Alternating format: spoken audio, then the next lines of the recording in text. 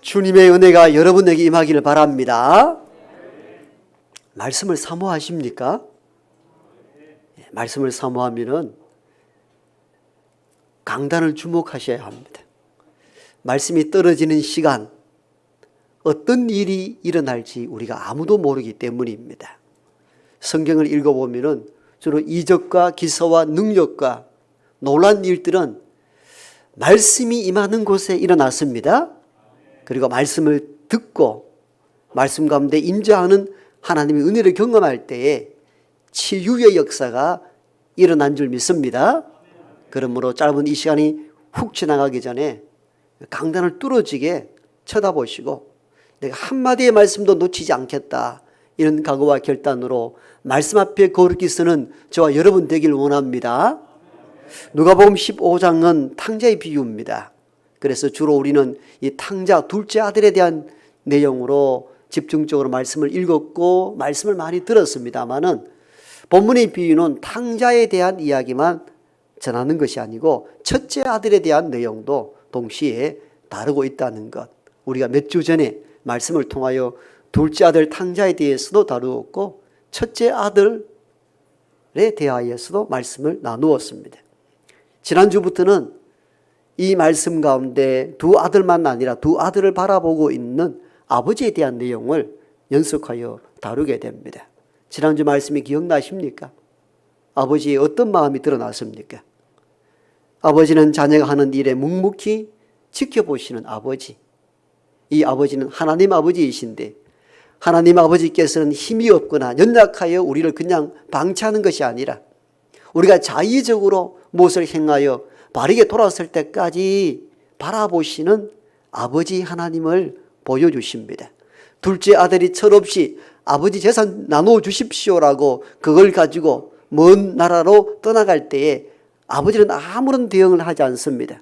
무능력해 보입니다. 또 무책임해 보입니다마는 하나님께서는 강제적으로 그렇게 억압할 수도 있습니다마는 그 아들이 자기의 의도와 자기 생각으로 돌이키기를 원했던 것이죠. 그래서 하나님은 자기 힘을 강제적으로 우리에게 억압의 형태로 다가오는 분이 아니시요 자기 힘을 스스로 조절하시는 분이시다. 왜냐? 우리 자녀를 아끼고 사랑하고 묵묵히 지켜보시는 분이기 때문이다. 우리 이렇게 배웠습니다. 오늘 두 번째 이 아버지의 모습에 대하여 계속 더 깊이 있게 다루도록 하겠습니다. 오늘 우리가 읽은 이 본문 가운데 아버지의 모습은 아들을 기다리는 아버지의 모습을 보여줍니다. 아들이 방탕한 길을 걷다가 다 재산 다 잃어버리고 그 다음에 배고픈 가운데 놓여 있을 때 비로소 아버지께로 돌아가야 되겠다는 마음이 생기잖아요. 예, 우리 인생 가운데서도 하나님을 떠났다 평탄하고 모든 것이 여유로울 때는 아버지 하나님을 찾지 않아요. 주로 찾을 때 언제입니까? 내가 가지고 있던 모든 것이 사라지고 내 손에 있던 것들을 빼앗기고 무너졌을 때 그때 아버지 하나님을 생각하게 됩니다. 아버지는 이때를 기다리신 것이죠. 그래서 아들이 돌아올 때에 성경에는 거리가 먼데 아버지가 달려가 목을 안고 입을 맞추었다, 이런 기록들이 본문 20절에 잘 언급되어 있습니다. 여러분, 아들이 돌아올 때에 멀리서 이를 보고 달려갔다. 멀리서 이를 보고 달려갔다는 것을 뭘 의미합니까? 아들을 그리워하고 기다리지 아니하면 할 수 없는 일들입니다. 아들이야 오든 말든 상관없다. 너 탕자 이놈 네 오는 거 싫다. 이런 마음이 있었다면 왜 먼 거리, 어쩌면 저 동구밭까지 멀리 목을 삐어서 기다릴 이유가 없죠. 오늘 아버지가 먼저 보고 달려갔다는 그 의미는 아들을 그리워하며 기다렸던 아버지의 모습을 가장 잘 나타내주는 본문이기도 합니다. 그게 20절이고요. 이 대목에서 아버지 하나님은 탕자의 삶을 살다가도 돌이켜 돌아오는 것을 그렇게 기다리고 있다는 것을 보여줍니다. 그러면서 오늘 우리에게 이 비유를 통하여 우리에게 질문하죠. 너는 탕자의 삶을 산 누구 형제가 그렇게 돌아오기를 그리워하며 기다려 본 적이 있는가? 이 질문을 동시에 던집니다. 왜? 이 비유는 우리가 알다시피 바리새인과 서기관들을 향하여 던진 비유의 말씀이거든요. 바리새인과 서기관들이 왜 이 말씀을 들어야 했습니까? 죄인과 세리들이 주께로 나오는 것을 수군거렸잖아요. 비난했잖아요. 어떻게 저 죄인들과 함께 음식을 먹을 수 있느냐라고 비난하고 수군거림에 대하여 주께서 비유로 바리새인과 서기관들이 주셨던 메시지가 오늘의 비유입니다. 그러므로 이 비유를 통해서 누구를 깨닫게 하고자 한 것입니까? 당시에 바리새인과 서기관들, 즉 죄인이 돌아오는 것을 그리워하고 기다리지 않았던 당시의 바리새인과 서기관들을 향하여 이 메시지, 비유를 통해서 그들을 돌이키도록 하기 위함이죠. 아버지 마음을 알라는 것입니다. 아버지 하나님 마음이 어떤 마음인가? 집에 올라간 탕자를 그리워하며 돌아오기를 기다리시는 분이 아버지 하나님이시라는 겁니다. 그런데 너희는 어찌하여 바리새인과 서기관들아, 하나님 말씀을 지키고 하나님 율법을 행한다고 하는 너희들은 어찌 하나님 아버지의 마음을 모르느냐는 것입니다. 아버지 하나님 마음이 어떻다는 겁니까? 탕자가 돌아오기를 기다린다는 겁니다. 오래 기다린다는 거예요. 기다리지 않고 아들이 돌아오는 것을 어떻게 먼저 보고 달려갈 수 있습니까? 먼저 보고 달려갔다는 그 의미는 날마다 아들이 돌아오기를 기다렸다는 것입니다. 오늘 또 하나님은 집 나간 탕자가 돌아오기를 기다리는 줄 믿습니다. 그러나 우리는 오늘 큰아들처럼 살아갈 때가 많습니다. 그가 돌아오든 말든 상관없이 내 은혜 받고 내 잘 살면 그만이지. 뭐 탕자, 우리가 뭐 나가라고 했나? 지가 재산 다 갖고 나가서 탕자라고 살았는데 뭐 어쩌라고. 여러분 오늘 본문에 보면은 그런 모습들이 큰아들의 비유를 통해 보여주잖아요. 밭에서 일하다가 집으로 돌아오는데 집안에 풍악 소리와 춤추는 소리가 들립니다. 종들에게 묻습니다. 이게 집에 무슨 일이 있느냐? 예, 당신의 동생이 돌아오매 당신의 아버지가 송아지를 잡아 잔치를 벌이는 중입니다. 그러자 어떤 마음입니까? 집에 들어가고자 하지 않았다 그렇게 기록되어 있습니다. 이 말은 동생을 그리워하며 기다려 본 적이 없다는 것을 의미합니다. 만나는 것 자체를 싫어했습니다. 그리움이 없었습니다. 기다림이 없었습니다. 여기서 큰아들은 앞에 설명드린 것처럼 바리새인과 서기관들이었죠. 그들은 죄인과 세리들이 주께로 나오는 것을 기다리지 않았던 거예요.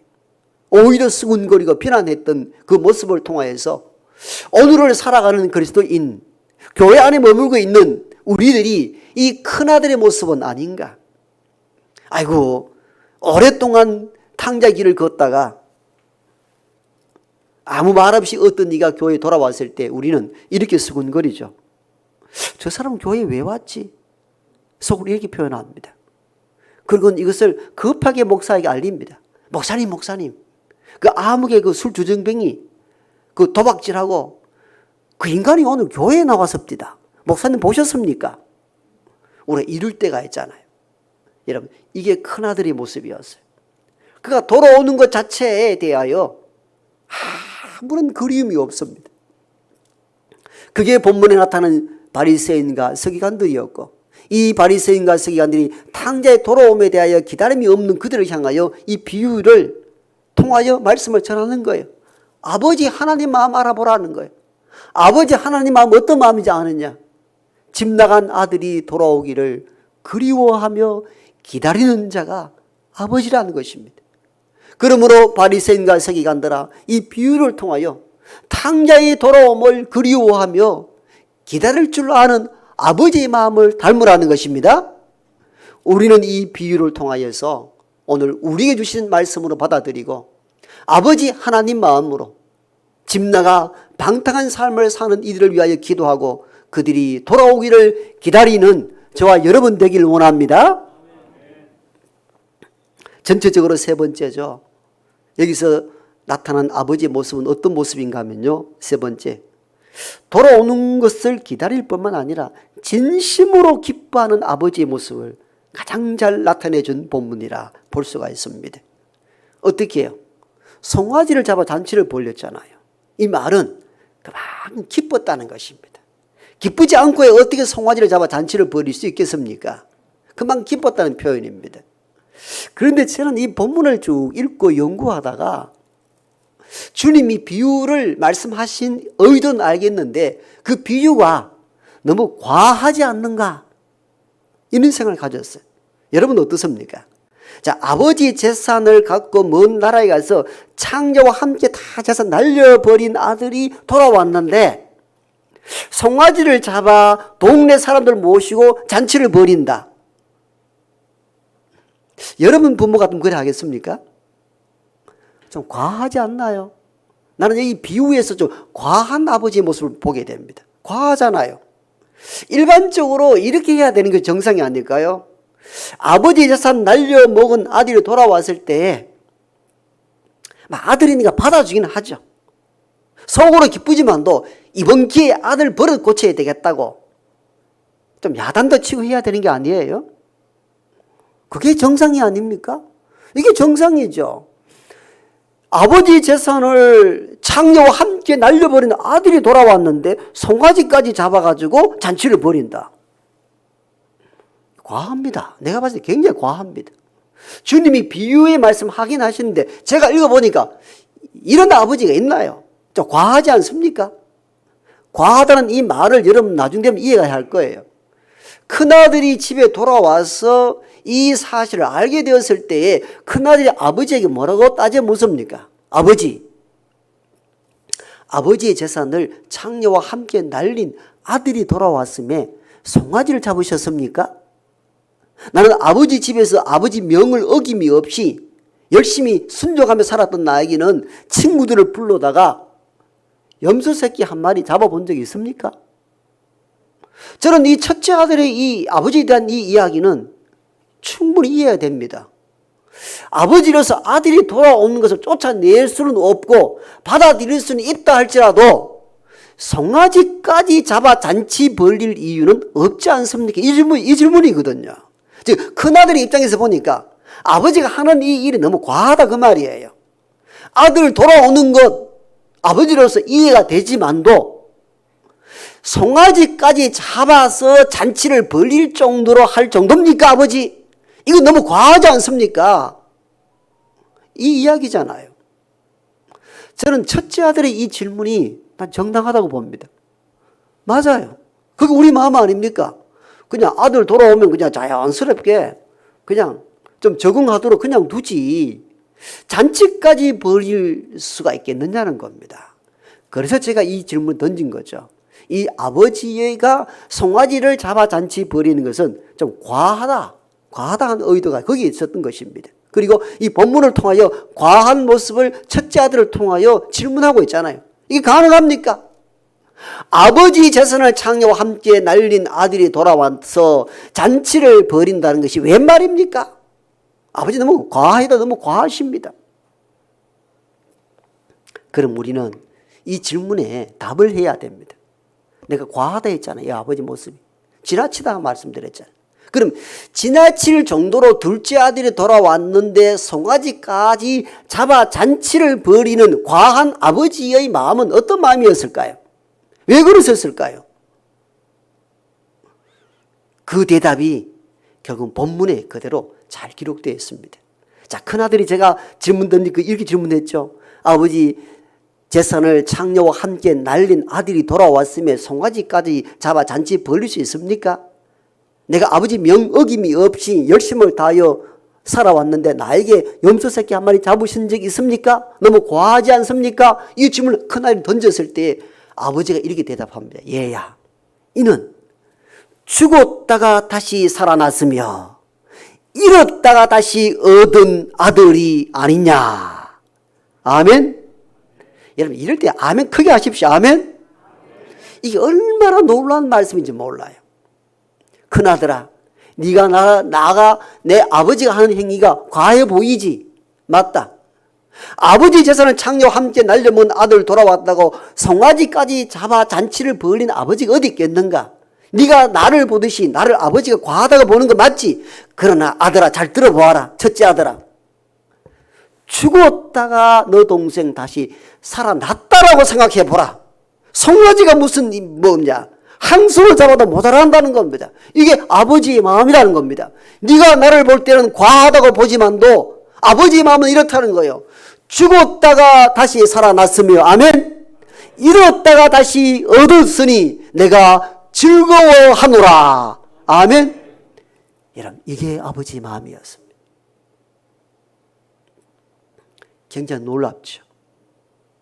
우리 이 말씀을 수도 없이 읽었지만도 여러분, 이 아버지의 마음 편에서 한번 읽어보십시오. 정말 충격적입니다. 큰아들이 하는 그 질문도 우리가 할 수 있는 질문이잖아요. 저 집 나갔다가 돌아온 사람 그냥 받아주기만 해도 되지, 그렇게 요란법석 떨어서 잔치까지 벌릴 이유 있습니까? 이게 아닙니까? 이게 큰아들의 입장인 거거든요. 이게 당시 바리새인과 서기관들의 입장이었어요. 주님, 그때 그냥 좀 두라는 거예요. 세리와 죄인들 뭐 잘났다고 같이 음식까지 먹을 일이 뭐가 있느냐는 거예요. 제 말 이해했습니까? 그러나 주님은 이 비유를 통하여 그들은 죽었다가 다시 살아났으며 잃었다가 다시 얻었기로 내가 기뻐하고 즐거워하노라. 아멘. 이게 하나님 아버지 마음이라는 겁니다. 그럼 반대로 큰아들은 왜 기뻐하지 못합니까? 동생 돌아왔는데 왜 기뻐하지 못합니까? 큰아들은 어쩌면 오늘 우리의 모습일 수 있거든요. 큰아들이 기뻐하지 않는데 이유도 있습니다. 왜? 잃어버린 재산을 생각하니까 기쁘지가 않는 거예요. 제 말 이해했습니까? 아버지 명 어김없이 열심히 아버지와 함께 재산 일구어 놨는데 그거를 창녀와 함께 재산 다 날렸다고 생각하니까 그 동생 돌아온 게 기쁘지가 않는 거죠. 맞죠? 기쁘지 않아요. 그가 한 일을 주목하니까 전혀 기쁘지 않습니다. 그러니까 잔치 자리에 가지도 않았던 이유가 거기에 있었던 것입니다. 큰아들은 동생이 돌아오며 기뻐하지 않았던 이유가 동생이 날려먹은 재산을 봤기 때문입니다. 생명을 본 아버지와 다른 관점에 놓여 있었던 것이 큰아들이 기뻐하지 않았던 가장 큰 이유가 되었던 것입니다. 그러나 아버지 하나님은 어떻습니까? 작은 아들의 과거를 보는 것이 아니고 현재와 미래를 보셨습니다. 작은 아들이 날려버린 재산을 본 것이 아니고 다시 찾은 생명을 봤습니다. 그러니까 기쁜 거죠. 그리고 과거의 허물을 본 것이 아니라 회개한 지금을 보았기 때문입니다. 그러니까 기뻐한 거예요. 여러분, 우리는 뭘 봅니까? 현재보다 그 사람의 과거의 잘못을 봅니다. 생명보다 우리에게 손에 끼친 재물에 관심이 있습니다. 과거의 허물에 집중할 뿐 회개한 지금의 모습을 보려 하지 않습니다. 그러니까 우리는 탕자가 돌아와도 별 기쁜 기색이 없는 것입니다. 이게 당시 바리새인과 서기관들의 모습이었고 오늘을 살아가는 현대 그리스도인들에게 종종 나타나는 현상일 수 있습니다. 주님은 이 비유를 통하여서 너희가 아버지 하나님 마음을 닮으라는 것입니다. 아버지 하나님 마음은 어떻습니까? 과거를 보지 않습니다.